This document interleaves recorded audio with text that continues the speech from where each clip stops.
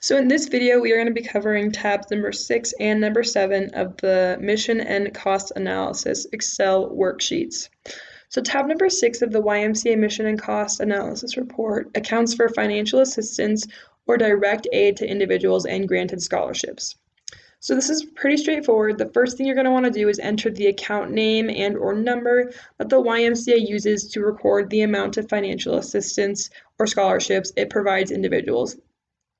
The next thing you're going to want to do is enter the amount in each of those accounts here, and then spread those or allocate those amounts to the appropriate program centers that they are used for.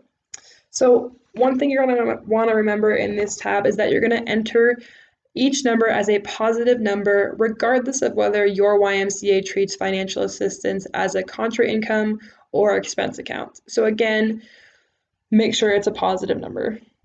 Finally, just like tabs 4 and 5, column C is going to account for any differences that are not supposed to be there. So if I entered this number incorrectly and I put a 5 here, it's going to account for that. And as soon as I recognize where my mistake was and I fix that, it's going to go right back to 0.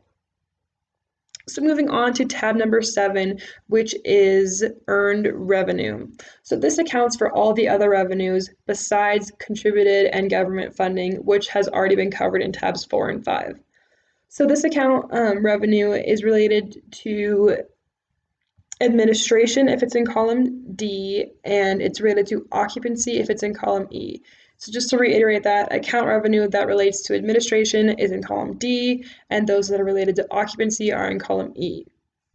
Other than that, everything is spread to programs as normal.